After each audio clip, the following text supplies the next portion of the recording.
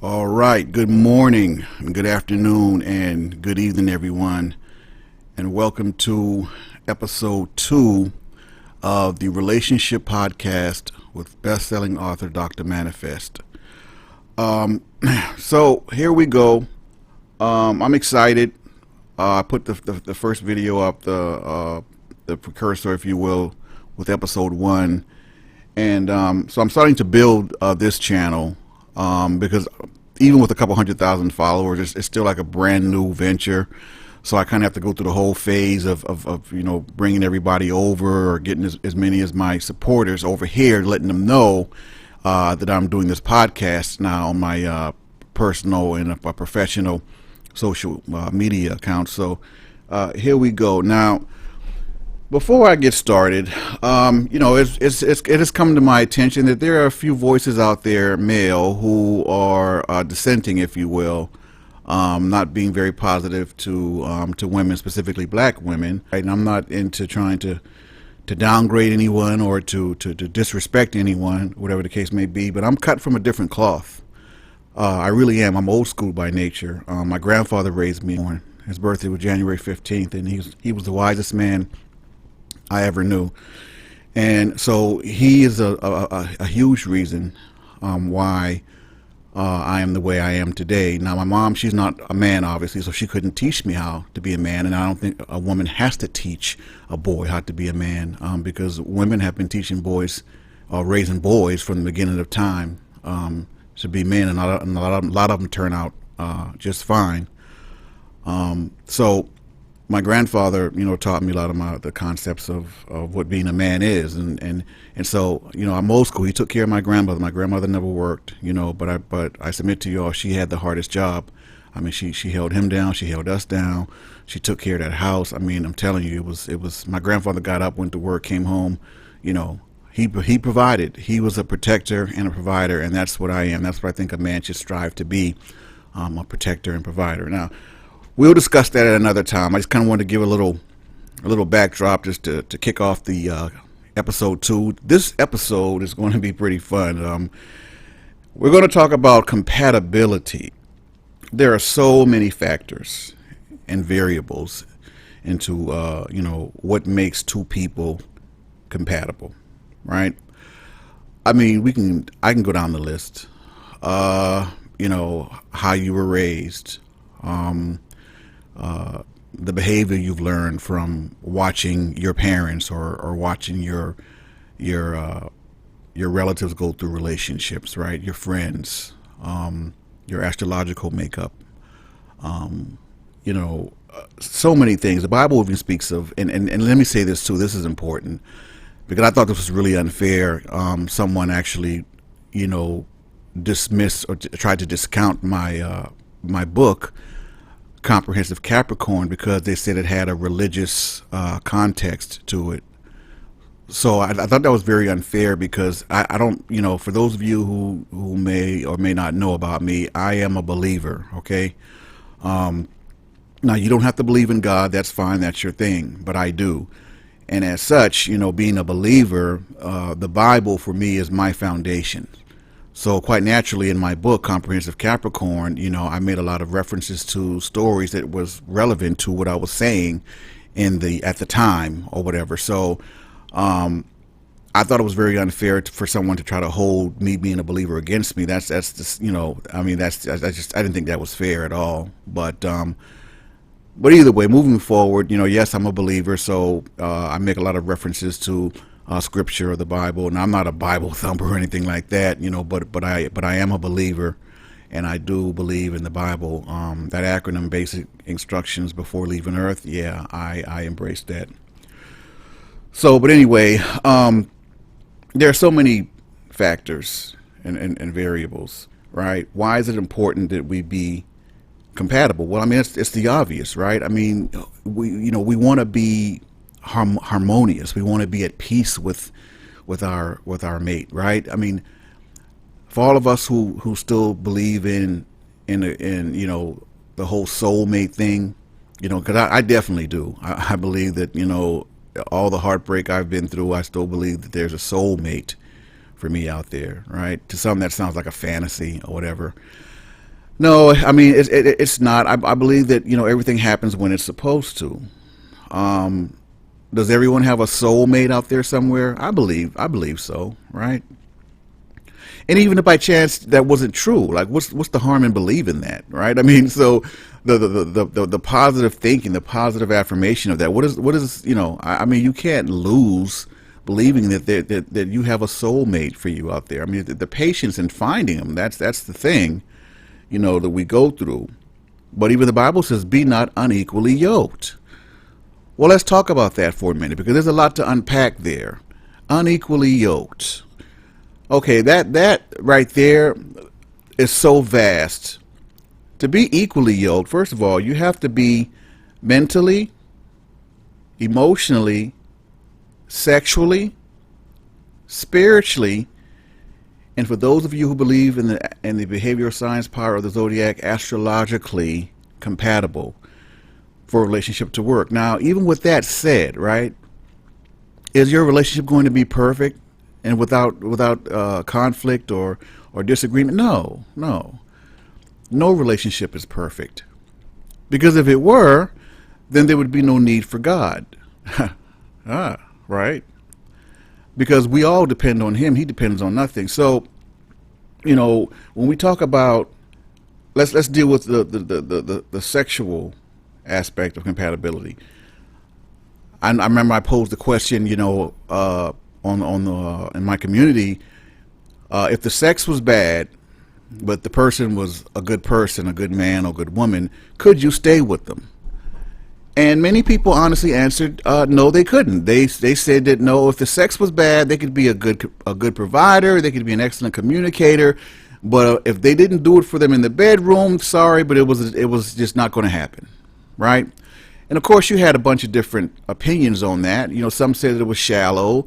Some said that no, they had every right to feel the way that they did, and we got a gamut. The opinions ran the gamut across the board, right? So, and I agree that sexual compatibility is very important, even more so than physical attraction, right?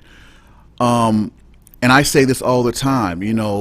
Sex is an important part of the total sum in all relationships. I mean, it just is, right? Because we have an innate sense of wanting to be sexually satisfied when we're in the bedroom.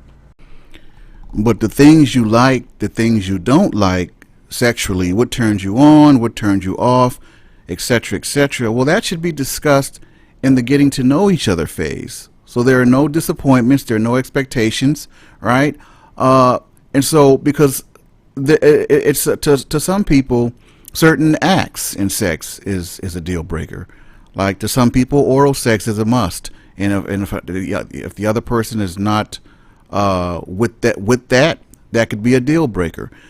But those are the type of things you talk about in the getting to know each other phase, because it's so important. Sexual compatibility cannot be understated or overstated. It is really important. Because let's be real and honest. Let's lay it all on the table. A man can reach his sexual peak or have an orgasm in 5-10 minutes, or less, right? But guess what, fellas? It takes a woman a lot longer than 5 minutes during sex to have an orgasm. So if you're a premature ejaculator, or you can't perform as long as you need to so that she's satisfied and she reaches an orgasm, that could very well be a deal breaker. Is that shallow? Some may think so. I don't think it is, right? I mean, you can't be constantly disappointed, constantly let down in the bedroom and expect to be okay. Because eventually, if you keep getting disappointed, it's going to play on your mental. It's going to affect your mood, and your mood is going to affect how you react to the person, how you treat the person. I mean, it's just as simple as that. So, sexual compatibility is important, and the things that you like I said, should be discussed in the very beginning. So there are no surprises, right? Women want to be satisfied too, fellas. Fellas want to be satisfied at certain things that each other needs, wants, whatever the case may be. and you should discuss that, because being equally yoked is very broad.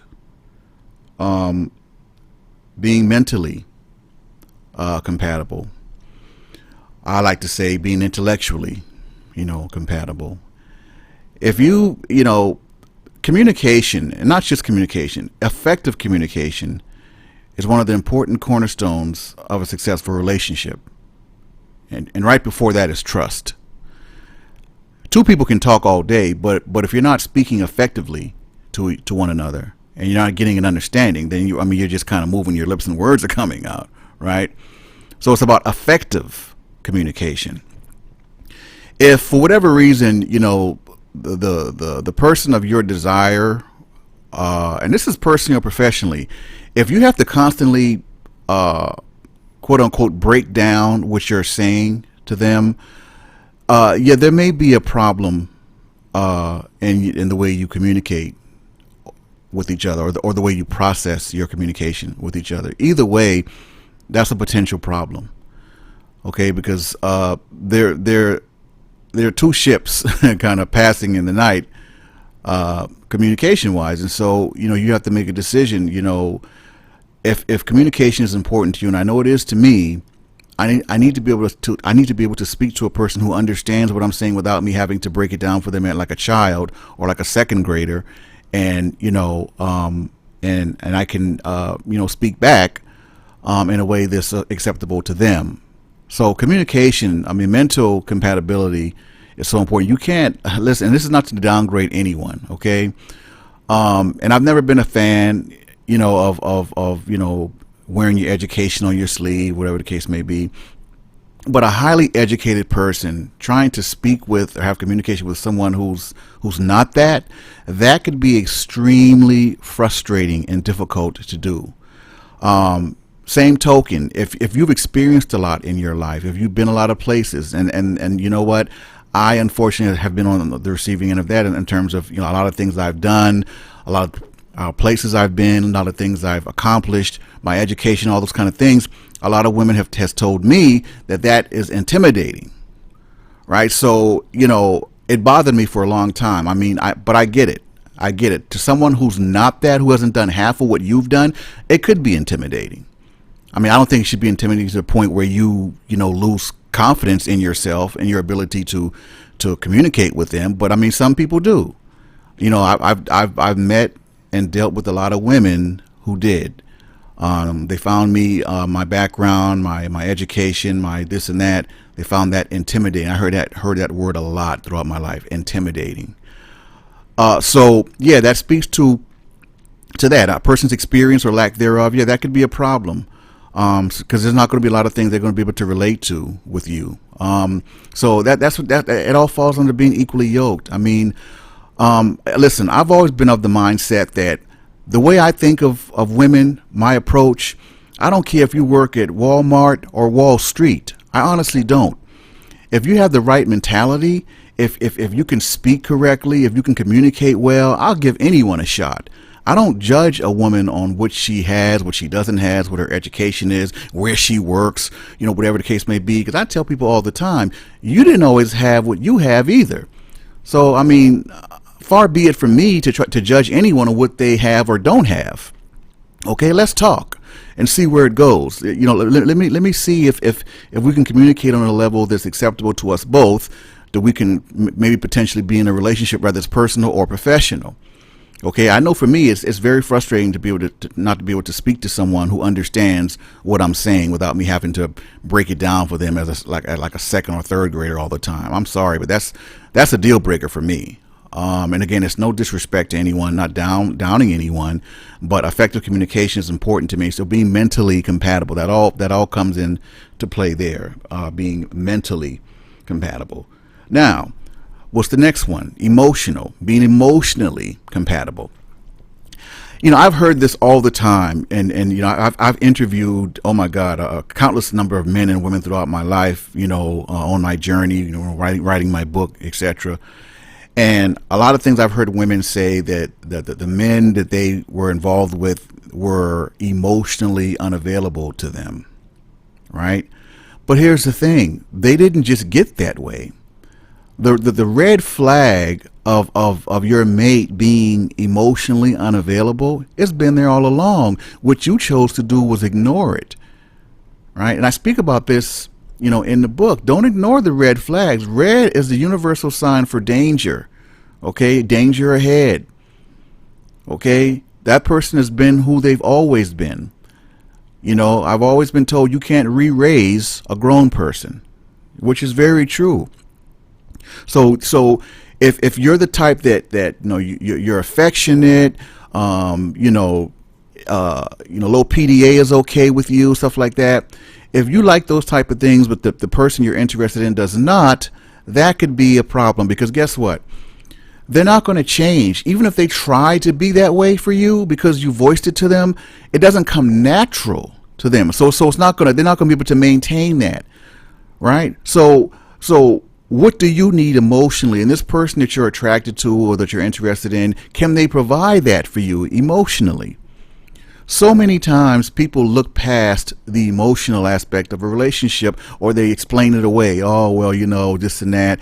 No, you have to address that head on, because that person, when you meet someone, it's a precursor to who they're going to be, who they are and who they're going to be. Don't look past it. If you need attention, and I'm not talking like over the top attention or affection, or, I'm just saying, just generally speaking, like physical touch, that goes into the physical touch love language, being affectionate, right? That's huge for me. My mom, like I said, she's not a man, but she nurtured me in how to love, give, and receive love from a woman. Because when I was a child, my mom, she would always hug and kiss me, tell me, give mom a hug, give mom a kiss, mama love you. So quite naturally, as a little boy, I grew up wanting to receive that from a woman, because my mom nurtured that in me as a woman. So although she's not a man, her role played a significant part in my development emotionally as a man, being emotionally available. 9 times out of 10, a lot of people, astrological sign, makeup aside, 9 times out of 10, people who are not emotional, they weren't given emotion. They weren't given affection as children. They weren't shown affection as children. Now, I'm not saying that's exclusively true in all cases, but in a lot of cases, people who are not affectionate and who just, who are not that naturally, especially, they weren't shown that as children. They weren't hugged as children. Like I just explained to you how my mom hugged and kissed me. So affection is if a woman is not affectionate for me, falls into that physical touch love language realm, that's a deal breaker for me. So if that's something that you need, you have to be honest with yourself, right? And I don't care how attracted you are to the person, if they can't provide that, and you just observe how they are, observe how they are around you, what they do, how they move, etc. Right? Because that could be a potential deal breaker. Emotional compatibility is very important. I would submit to you all that all of the variables of compatibility that I'm talking about and that we're going to talk about is important. But emotional compatibility, because let me tell you something, I can't begin to tell you how many times I've been emotionally disappointed, emotionally feeling depleted or deflated, right? Because that emotional, man, it's just, to me personally, it transcends virtually everything to me. Maybe it has to do with the fact that I'm a Capricorn Cancer, my moon sign is Cancer or whatever. I don't know, but I just know that what drives me is the emotional aspect, the emotional connection with the woman. That's what drives me, right? That's what drives me, wanting to make sure she's happy, to take care of her, to be her protector, to be her provider, regardless of whether she can provide for herself or not. It doesn't matter to me. I'm going to do what I need to do to make sure that as a man, I'm being that protector and provider for her, whether she can provide it for herself or not. It's of no consequence to me. Like I said, I'm old school. So ladies and gentlemen, and don't be ashamed. I mean, men, listen, we don't talk about it a lot, but a lot of men are emotionally, have emotional needs as well. They just don't, a lot of them just don't vocalize it, right? Or they think this, it's somehow, weak to tell a woman that they need them emotionally. And when I say, I'm not talking like need in a needy from a needy standpoint, in terms of someone who just needs to be constantly,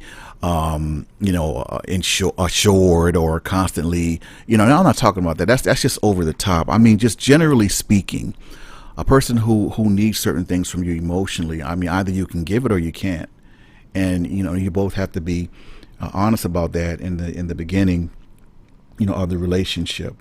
Your emotional needs are just as important as any other of the compatibility needs we're going to discuss. So next up is spiritual compatibility. You have to be spiritually connected. I mean, what does that mean? Well, it could mean several things, depending on what realm you operate in. Spirits, energy, they're all the same. They're essentially the same. But a person's energy, let me speak to this first. A person's energy needs to match yours, right, in order for the relationship to work. And again, that universally lines up with being equally yoked, with being compatible. Energies matching up. Spiritual compatibility. What are that person's beliefs? Do they believe in God? Are they an atheist? Do they say they're spiritual? Well, what exactly does that mean? Have them be specific. What does that mean? What does it mean to be spiritual vice being religious? What does it mean to be a believer vice being religious? Is there a difference? Right? These are the type of things you have to talk about. It's just not on the surface. If you're a believer and you're physically attracted to an atheist or to a person who believes totally different than you, that could definitely be a problem.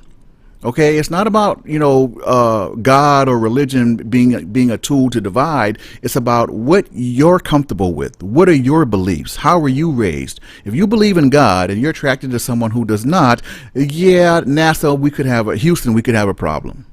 Okay, so, and there's nothing wrong with that. You have to be spiritually compatible. What is that person's ideologies? How do they feel about things? Does that line up, right? Like with yours? What's their opinion on things? And again, you're not going to be perfect. I mean, two people are not going to just meet each other and going to agree with everything that each other believes, whatever the case may be. But you all know what that feels like. I've met people, and within 5 minutes, I knew that their energy was off. It was just no way we were going to continue on. Their energy, their spirit. I have a very discerning spirit. People call that the gift or the spirit of discernment. Well, I have a healthy dose of discernment, and I can tell within 5-10 minutes whether I can connect with a person or not. It's just that, it's just like that for me. And a lot of Capricorns tend to be very discerning as well in that respect, in that regard. I submit to you all that if you meet someone, right, and you're in the very beginning stages of getting to know one another, yet you're constantly clashing. You can't seem to agree on anything. Anything that you say, he combats, or she combats. It's like the exchange is very contentious between you two. Let me submit to you all. Some people try to explain that away, especially if they're very attracted to the person or they really like the person, whatever the case may be. They try to explain it as, it's just a new relationship. We're getting to know each other. No.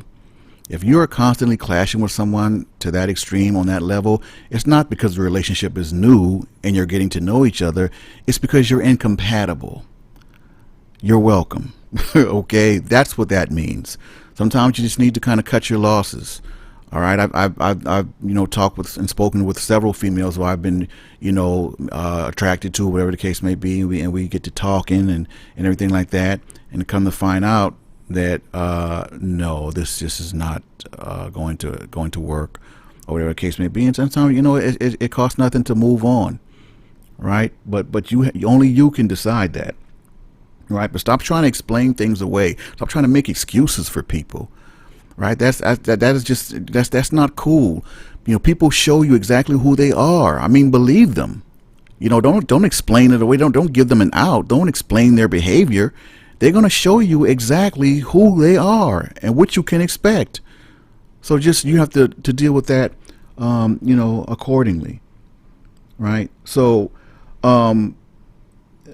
for example, if most Capricorn, not all of us, but most Capricorns are introverts. I know I'm very introverted. Now me being introverted operates differently when I'm single vice when I'm in a relationship. Now, when I'm single, I, like most Capricorns, I don't do much. I'm home, always doing something at home. Home. I'm a homebody. We're homebodies. That's just what we do.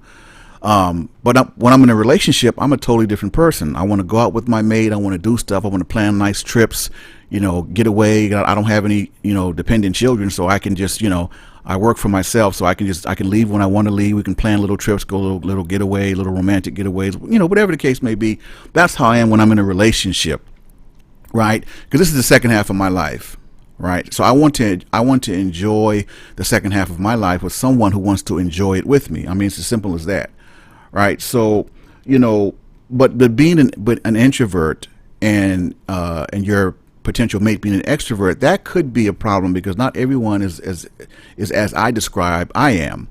Some introverts, they just aren't interested in going places and doing stuff. A lot of them, unfortunately, they tend to be, kind of couch potatoes, introverted. I mean, so it's like, that's very difficult for anyone, especially an extrovert to have to try and deal with, right? But you'll be surprised. Some people will try to look past that, right? And listen, being an introvert and an extrovert can be very challenging. Okay, you throw in a little dose of narcissism in there, and you can have a potential barn fire. I mean, that's, really, like, because the narcissist is always going to try to get you to do what they want you to do. And 9 times out of 10, the narcissist is the extrovert. I've never met a narcissist who's an introvert. I just never have. It's almost like they kind of go together. Right, and maybe that's another topic for another podcast. But I've never met a narcissist who was not an extrovert. They like to be social. They like to be the center of attention. They like to be adored. They love to be adulated and just praised. And they don't take responsibilities for anything wrong that they do. Right, they just don't. I mean, that's kind of the point. That's why they're narcissists. Not to go on a tangent or veer off, but in the spirit of being an introvert and extrovert, depending on what you're willing to do in terms of your activities and being willing to step outside of yourself with being introverted or extroverted, that could be a deal breaker. So you have, and it speaks to your compatibility, right? Being either introverted or extroverted, and you just have to be honest with yourself, right? So, lastly, I'm going to deal with being astrologically compatible. Now, this is for obviously all my Capricorns and all my my supporters who know what I'm known for. Realistically, there's no sure exact sign that's going to be perfect for us, right? On paper, they say that the water signs are the best for Capricorns, water and earth, which that would be your Virgos, your Tauruses, your Cancer, Scorpios. But I would submit to you all that even with that said, I can give you so many people who Capricorns who have had bad experiences with all those signs, right? But generally speaking, Capricorns and the fire signs, that's Sagittarius, Leo, and Aries, are a no-go. I don't care how many of you can come up and say, oh, I've been with my Aries for 20 years or my Sagittarius for... Listen, I promise you that is the exception, not the rule. Okay? Fire signs and Capricorns are oil and water. I promise you. As a matter of fact, in the book of Daniel, chapter 8, Aries and Capricorn had a fight. I mean, and again, that's probably another, topic for another day, another podcast. But even in the Bible, Capricorn and Aries cannot get along. And, spoiler alert, in the book of Daniel, chapter 8, when Aries and Capricorn had a fight, Capricorn won. Yeah, we won. So you Aries with your big and bad, with your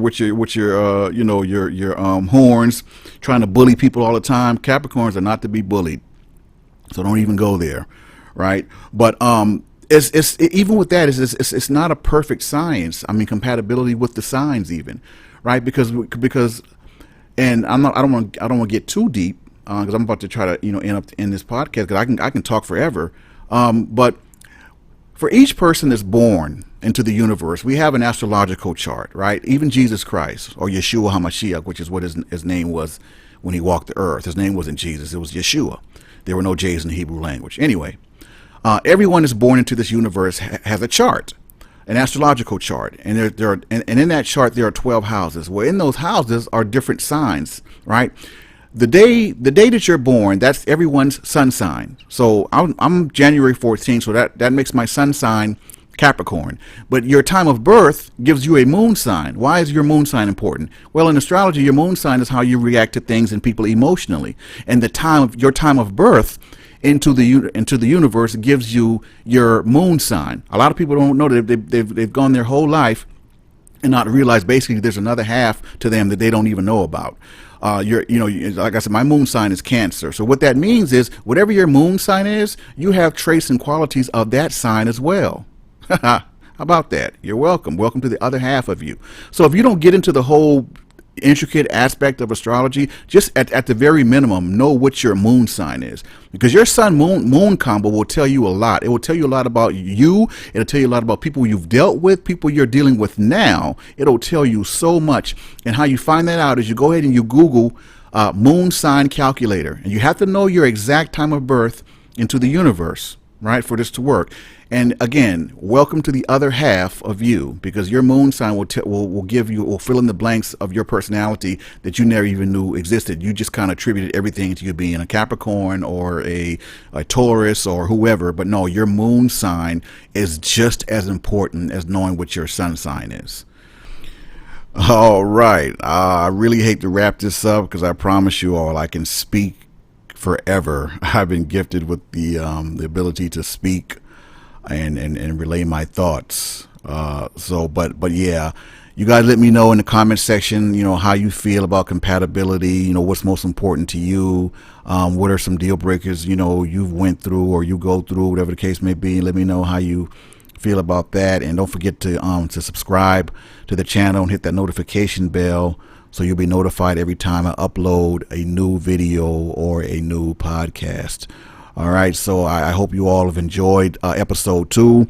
Looking forward to episode 3. So until then, you all take care and God bless. This is Dr. Manifest signing off. Until next time.